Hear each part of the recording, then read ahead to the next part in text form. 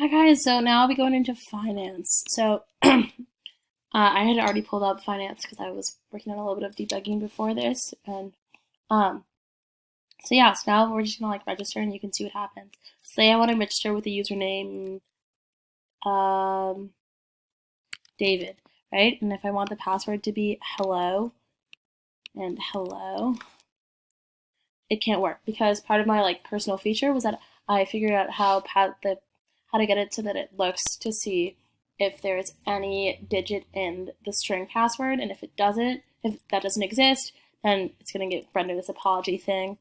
So now I have to make it hello one and hello one. That should work. Okay, so now David, hello one. Now you can see that you have $10,000 worth of cash. Now let's say you want to buy Apple, one share. Now you've bought one share of Apple. Now let's say you want to sell it, but you want to sell 3 shares, except you don't have 3 shares. Now it's just gonna taking a while to load, but as you can see up here, it says apology. Can't sell more shares than you own. So now let's say you want to buy Apple again. This time you want to buy 5,030 shares, which is not enough cash because you don't have enough cash to do that. So now let's go to history. You can see it's Apple 1 shares.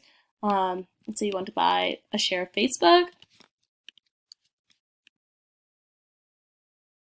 buy another share of Apple, 2 shares.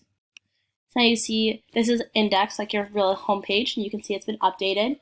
But if you were to history, you could see it goes 1, 1, 2, and you can see the time that it occurred, which is really great. And that's pretty much my finance page. Oh, you can also get a quote. Let's say Facebook again. Facebook, how much it's cost, and the symbol for it. Great, this is finance.